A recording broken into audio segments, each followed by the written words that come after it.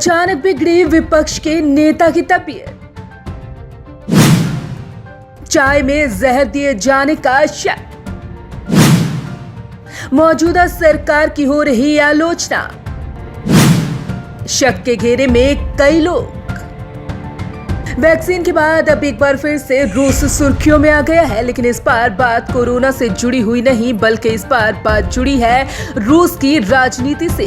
क्योंकि रूस की राजनीति में कुछ ऐसा हुआ है कि हर तरफ पुतिन की ही बात हो रही है और साथ ही मौजूदा सरकार पर कई तरह के आरोप भी लग रहे हैं। विपक्ष के नेता की बिगड़ी हालत।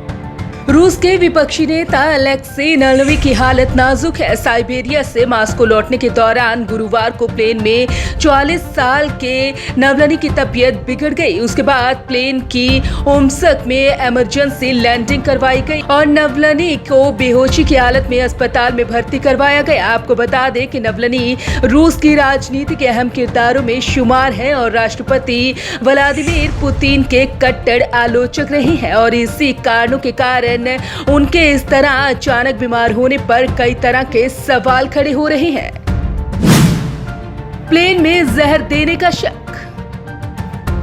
विपक्ष के नेता की जब अचानक हालत बिगड़ी तो कई सवाल भी खड़े हो गए। वहीं उनकी प्रेस सेक्रेटरी किरा यार्मिश को शक है कि नावल्नी को किसी ने चाय में जहर मिलाकर पिला दिया। यार्मिश ने बताया कि तबीयत बिगड़ने से पहले नावल्नी ने सिर्फ चाय पी थी। यार्मिश ने ट्वीट किया कि नावल्नी को पिछले साल जेल में भी जहर देने की कोशिश की गई थी। इस बार भी उनके साथ ऐसा ही किया गया। फिलहाल वे वेंटिलेटर पर हैं। डॉक्टर्स का कहना है कि हालत गंभीर है। हालांकि उनके बीमार होने की वजहों के बारे में कुछ भी नहीं बताया गया। यार्मिश ने कहा कि नावल्नी को सुबह चाय के साथ विषैला पदार्थ दिया गया होगा। उन्होंने ट्वीट किया कि डॉक्टर्स का कहना है कि किसी गर्म पदार्थ के साथ जहर दिया गया। प्रवक्ता ने बताया कि नावल्नी की टीम ने अस्पताल में पुलिस को बुलाया है। रूस की सरकारी संवाद एजेंसी ने अस्पताल के मुख्य डॉक्टर के हवाले से बताया कि विपक्षी राजनीतिज्ञ की हालत गंभीर है। प्लेन में बैठने से पहले थे ठीक। अब सवाल ये उठता है कि क्या नावल्नी की तबीयत पहले से ही खराब थी, अब वो अचानक ही बीमार हुए। तो इसे लेकर उनके साथ प्लेन में सफर कर रहे पैसेंजर का एक बयान सामने आया है। सफर शुरू होने से पहले तक नावल्नी बिल्कुल ठीक थे। वे फ्लाइट टेक ऑफ होने के कुछ देर बाद टॉयलेट गए लेकिन वापस नहीं लौटे। लेकिन जब उन्हें टॉयलेट से निकाला गया तो वे दर्द से तड़प रहे थे और उन्होंने एयरपोर्ट के कैफे में नावल्नी के साथ चाय पीते हुए अपनी फोटो भी पोस्ट की है। और इस बात के बाद रूस सरकार की आलोचना और ज्यादा तेज हो गई और साथ ही इल्जाम भी लगने ज्यादा लग गए। भ्रष्टाचार के खिलाफ करते थे काम।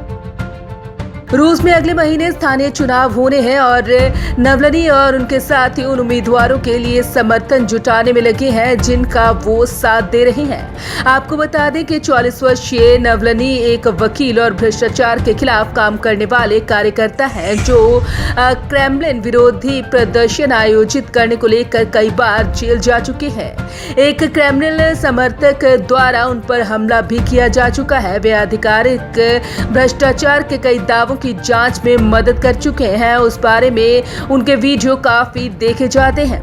आपको बता दें कि वे पुतिन के खिलाफ खुलकर बोलते रहे हैं। उन्होंने 2018 में पुतिन के खिलाफ राष्ट्रपति चुनाव लड़ने के लिए नॉमिनेशन भी फाइल किया था। हालांकि धोखाधड़ी के मामले की वजह से उनके चुनाव लड़ने पर रोक लगा दी गई थी। नावल्नी ने आरोपों से इनकार किया था। उन्होंने कहा था कि भ्रष्ट नेताओं के खिलाफ बोलने की वजह से उन पर आरोप लगाए गए। वहीं 2017 में कुछ लोगों ने उनके चेहरे पर एंटीसेप्टिक डाल दिया था जिससे उनकी एक आंख को नुकसान हुआ था। कौन है अलेक्सी नावल्नी? अब इतना कुछ हो जाने के बाद आपको अलेक्सी नावल्नी के बारे में विस्तार में बताते हैं। दरअसल 2000 के दशक की शुरुआत में अलेक्सी नावल्नी राजनीति में आए। यह याब्लो पार्टी में आए, लेकिन 2007 में उन्हें पार्टी को राजनीतिक नुकसान पहुंचाने के लिए विशेष रूप से राष्ट्रवादी गतिविधियों के लिए बाहर रखा गया था। नावल्नी 2011-12 में विपक्षी नेता के रूप में उभरे थे और उस समय आलोचकों ने उन्हें राष्ट्रवादी कहा था। उसके बाद 2017 में राष्ट्रपति पुतिन के खिलाफ प्रोटेस्ट ऑर्गेनाइज करने के कारण वो 3 बार जेल भी गए। उसके बाद जुलाई 2019 में मॉस्को सिटी हॉल में प्रोटेस्ट करने के लिए उन्हें 30 दिन के लिए जेल जाना पड़ा था और इसी दौरान तेज एलर्जी होने के कारण उन्हें अस्पताल में भी भर्ती करवाया गया और इसी समय उन्हें पहली बार जहर देने की संभावना जताई गई। Bureau report, Punjab Kesari group.